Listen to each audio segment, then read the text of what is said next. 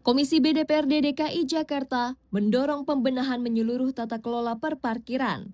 Hal tersebut terungkap dalam rapat kerja evaluasi kinerja Dinas Perhubungan DKI Jakarta Senin 4 Mei 2026.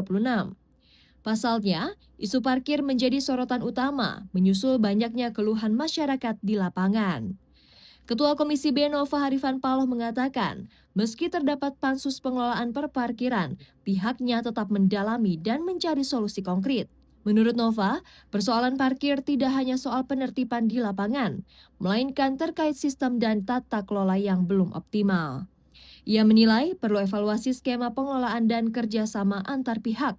Komisi B juga menekankan pentingnya penguatan kewenangan unit pelaksana teknis parkir sehingga bisa bersikap tegas terhadap pelanggaran. Selain itu, Komisi B menyoroti belum adanya standar tarif valet parking. Perbedaan tarif yang signifikan dinilai menunjukkan celah regulasi yang harus segera dibenahi. Terkait dengan masalah parkir, ya memang kan sekarang memang sudah ada pansus parkir.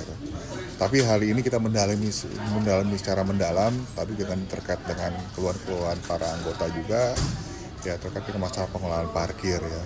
Tadi mungkin ada beberapa istilah terkait dengan park and ride, ataupun misalnya terkait dengan misalnya pengelolaan, misalnya manajemen yang misalnya dibagi misalnya untuk tangan keberapa.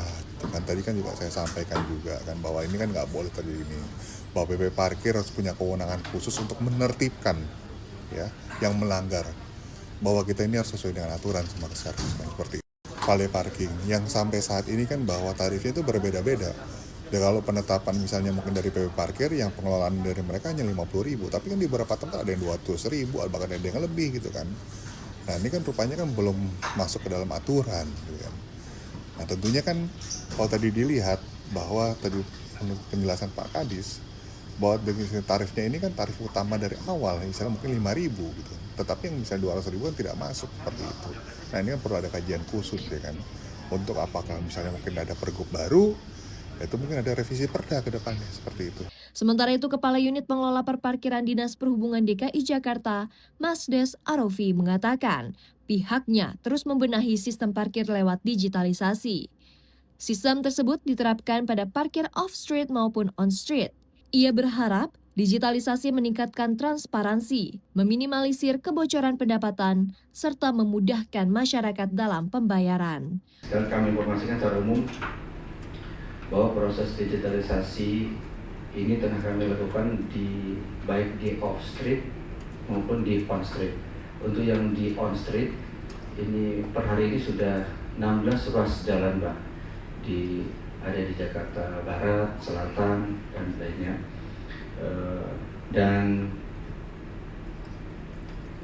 sebagian besar ada peningkatan pendapatan dibanding waktu masih manual, Pak, atau uang di tangan. Dan untuk yang di off-street juga alhamdulillah ada peningkatan signifikan. Sebagai contoh untuk yang di Monas ini sudah tahap 1 sudah kita perbarui semua sistem peralatan, jadi kita standarisasi dengan full cashless, Pak. Jadi hanya bisa menggunakan kartu uang elektronik. Kalau yang di Monas sudah bisa 5 bank, Pak, termasuk Bank Jakarta sudah bisa. Dan alhamdulillah di situ dari sebelumnya pendapatan per hari 3,7 juta, sekarang sudah 8,8 juta, Pak, per hari. Jadi sudah kita minimalisir ruang-ruang kebocoran. Humas Sekretariat DPRD DKI melaporkan.